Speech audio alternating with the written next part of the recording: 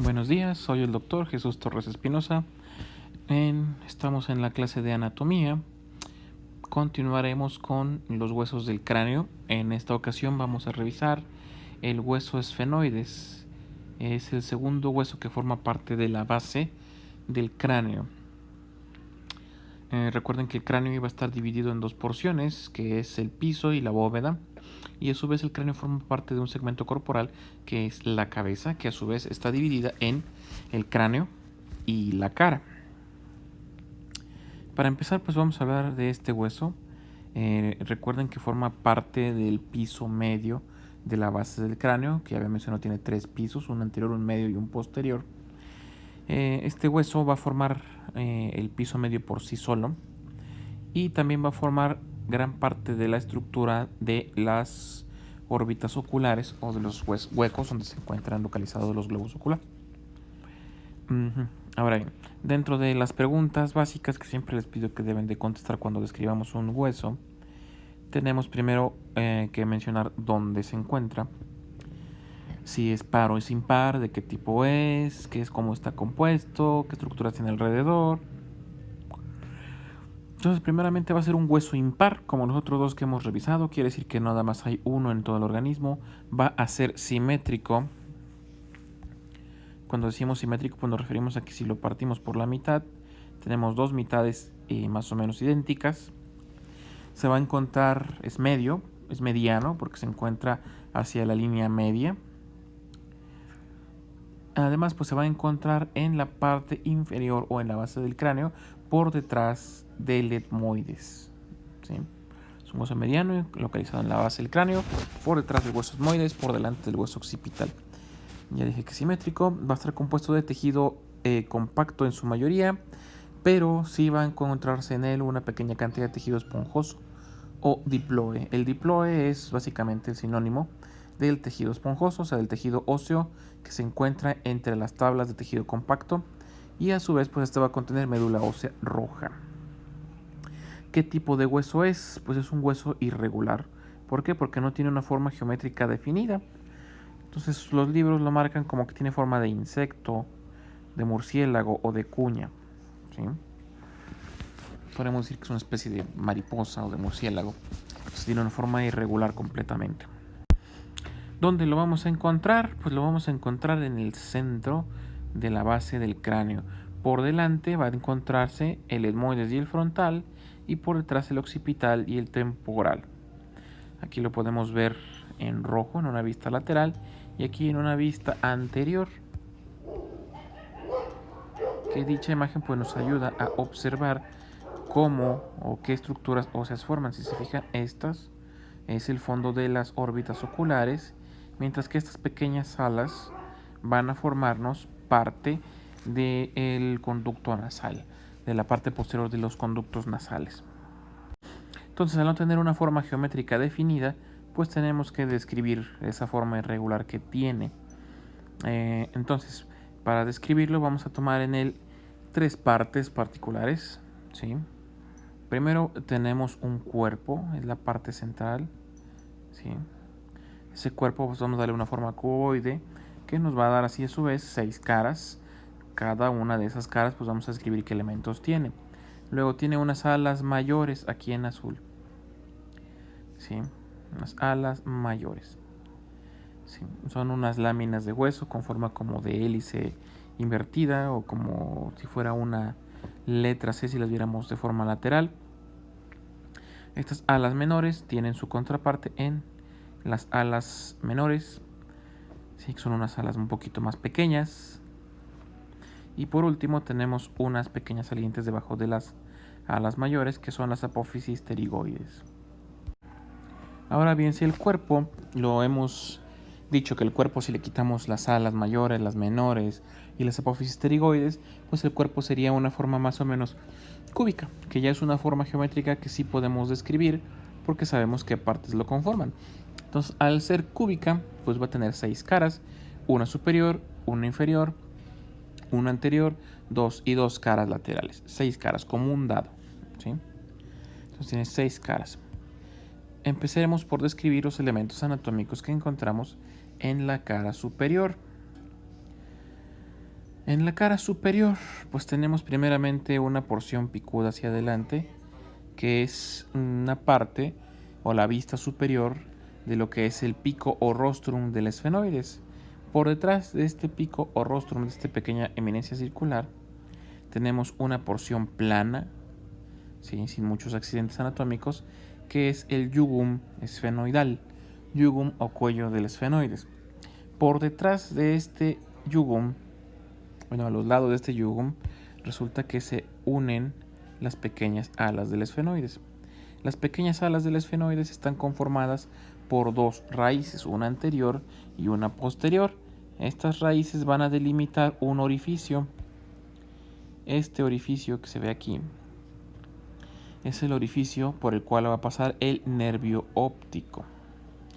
Este nervio óptico va a pasar a través de un canal, que es este canal, que es el canal óptico. Estos orificios también van a comunicar hacia el exterior del cráneo con el fondo de las fosas oculares o de las cuencas oculares, y es por eso que por ahí pasa ese nervio óptico. Este canal pues va a estar limitado por delante por el jugum esfenoidal y por detrás por las apófisis clinoides anteriores. Estas apófisis clinoides las encontraríamos por aquí en estas manchas blancas, que son salientes redondeados que limitan a este conducto, este canal óptico. Este canal óptico va a servir para que ahí se forme una estructura que se llama quiasma. ¿Sí? El quiasma óptico forma parte, está formado, o se le llama quiasma, porque es el cruce de los dos nervios ópticos que vienen de cada cuenca ocular. ¿Sí? Entonces estos nervios salen por el agujero óptico y se cruzan en este canal, y así se forma el quiasma.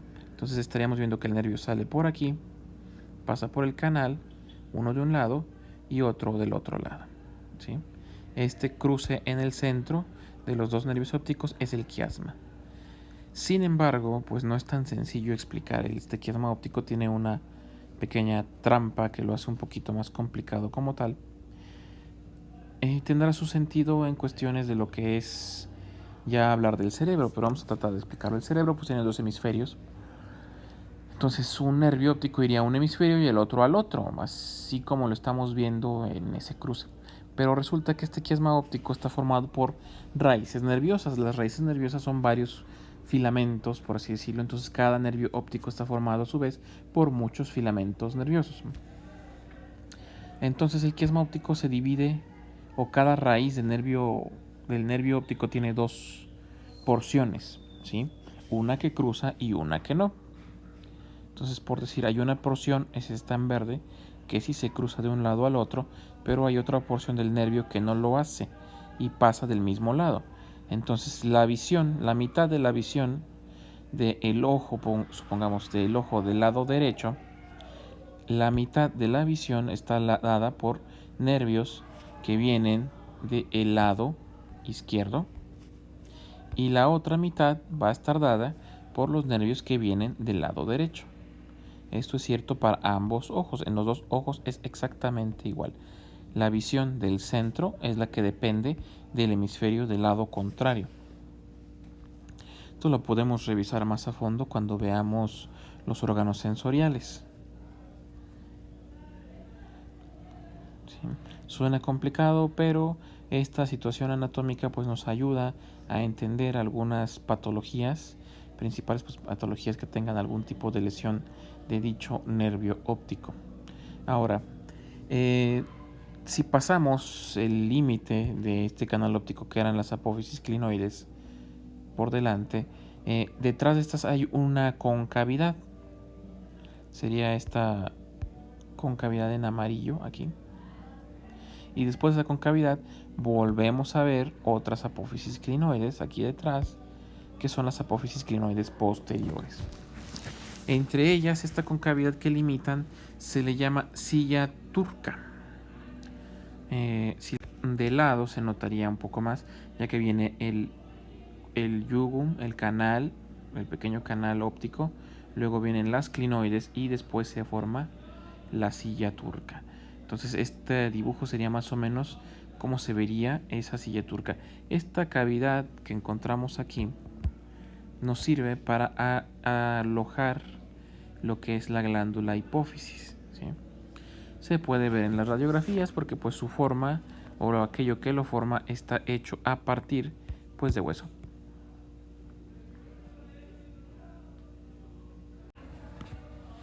Ahora, por detrás de las apófisis clinoides posteriores pues termina esta silla turca, esta cavidad. Entonces ya lo que seguiría sería una lámina cuadrilátera. Esta sería la lámina cuadrilátera. Es una laminilla de hueso que se comunica hacia abajo con esta porción, podríamos decir, horadada, con múltiples orificios. No se ve muy claramente. Esta porción se llama proceso ciliar y este proceso ciliar se articula con el occipital. El occipital tiene una saliente parecida, con una estructura muy similar, pero en el cráneo ya articulado, en el cráneo donde vemos ya la unión entre el occipital y el esfenoides, resulta que esta articulación es tan íntima que el hueso se fusiona. Entonces, si vemos el cráneo de un adulto, no podemos separar este esfenoides del occipital. Incluso en algunos niños, en una edad cercana a los 10 años, es imposible separar el occipital del esfenoides, desarticulándolo de forma natural. Entonces tiene que hacerse un corte. De hecho, esta imagen que les mencioné hace un momento, pues es el resultado de un corte para separar el occipital del hueso esfenoides.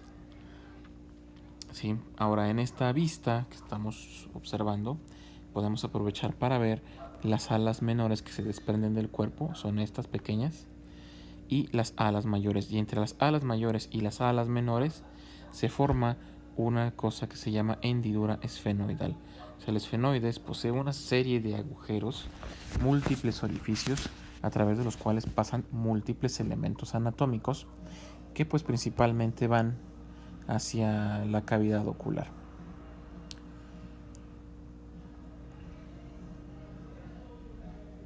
Ahora, si vemos una vista anterior del cuerpo del esfenoides, pues primeramente vamos a ver lo que es la cresta esfenoidal anterior, que en la imagen se encuentra marcada en rojo. ¿Sí? Esta cresta es una continuación del pico o rostrum del esfenoides que está aquí.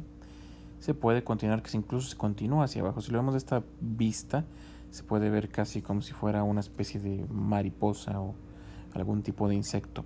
En esta cara, a los lados de la cresta, podemos observar dos orificios. Estos dos orificios que son cavidades o semicildillas, están abiertos al interior del hueso. Y en la articulación, cuando ponemos delante de él el etmoides, pues se van a corresponder con lo que son la cara posterior de las masas laterales, que también tienen unas semiceldillas etmoidales. Entonces, al formarse ya esto completo, tenemos las celdas esfenoetmoidales. Recuerden que el etmoides es esa su gracia que se articula con varios de los huesos de la cara y del cráneo, y con cada hueso que se articula en sus masas laterales, pues va a formar cavidades o celdas. En este caso, pues van a ser las celdas etmoidales. Ahora bien, en las caras laterales, pues las caras laterales nos sirven de raíz para que se nazcan de ahí lo que son las alas mayores. ¿Sí? ¿Cuáles serían las alas mayores? Es una vista lateral. En esta vista lateral, lo primero que vamos a identificar son esta porción, las alas mayores, que su porción endocraniana pues va a formar la base del piso medio de la base del cráneo, junto con las alas menores, mientras que su parte externa, que es, en este caso, por ejemplo, dentro del cráneo, va a ser cóncavo, fuera del cráneo, al revés. Dentro del cráneo va a ser convexo, fuera del cráneo va a ser cóncavo. Ahora, estas alas son las mayores. Aquí podemos distinguir las alas menores en verde y aquí abajo las apófisis pterigoides. Recuerden que una apófisis es una saliente. Sí, ahora bien, en esta imagen podemos aprovechar para visualizar la estructura que, como mencioné, es la silla turca. Esa silla turca que sirve de asiento para una de las glándulas del cuerpo, que es el la glándula hipófisis. Entonces tenemos una vista anterior, ese es este lado en azul, una vista posterior, esto es hacia arriba, y aquí debajo hacia abajo. Entonces la silla turca es este elemento que estamos viendo aquí. Se va a encontrar por detrás del canal óptico y aquí es donde se va a alojar la hipófisis. Estas serían las clinoides posteriores y aquí detrás iría el hueso occipital. ¿Sí? No hay mucho más que decir al respecto. Ahora, donde se insertan o se articulan o donde tienen su raíz estas alas mayores, se forma una especie de canal, un canal cóncavo que se llama el canal del seno carotidio. Ese canal del seno carotidio sirve para dar paso a precisamente un seno venoso que lleva ese nombre, el seno carotidio. De este lado pues no hay mucho más que ver porque pues como les digo esta cara lateral, para poderla visualizar sin tanto estropicio tendríamos que cortar tanto las alas mayores como las apófisis pterigoides para solamente poder ver pues el nacimiento de las tres salientes del hueso esfenoides, las alas mayores, las menores, menores y las pterigoides. ¿Sí? Entonces, no hay más que describir al respecto. Lo que continuaría sería revisar otros orificios que te encontramos en el esfenoide. Entonces, por ejemplo, nos regresamos aquí a esta vista donde podemos ver con más claridad los orificios que tenemos en el esfenoides. Primeramente tenemos los orificios que ya mencioné con anterioridad. Estos son las alas menores y sus dos raíces van a delimitar el agujero óptico. Este agujero óptico, ya dije, sirve para el paso del nervio óptico. ¿Sí? Tenemos la hendidura esfenoidal también, que se forma entre las alas mayores y las alas menores, y las alas menores tienen un agujero redondo mayor, un agujero redondo menor y un agujero oval. Cada uno de estos orificios, que en total pues llevamos 5 orificios, sirven de paso a diferentes elementos anatómicos, arterias, nervios, venas o las combinaciones que nazcan de estos. En el caso del agujero óptico, pues sirve para darle paso al nervio óptico solamente y pues van a limitar las partes del canal óptico donde se forma el quiasma óptico, como ya expliqué que es el quiasma óptico. Ahora bien, estas alas menores van a formar parte de la bóveda, o sea, la parte superior de la órbita de los ojos. El esfenoides va a formar parte del fondo de las órbitas oculares. Las órbitas oculares están conformadas de tal manera, que asemejan una pirámide de tipo cuadrangular. Como una pirámide cuadrangular quiere decir que tiene un total de 4 lados. Y como tiene 4 lados, pues las órbitas tienen esos mismos 4 lados. Y un vértice. Ese vértice va hacia la hendidura esfenoidal. Entonces aquí en esta punta, aquí estaría el esfenoides. Y es donde los elementos como nervios, vasos sanguíneos, venas y arterias pasan del exterior del cráneo en el ojo hacia el interior del cráneo. Por hoy terminaríamos hasta aquí. Mañana continuamos con el hueso esfenoides.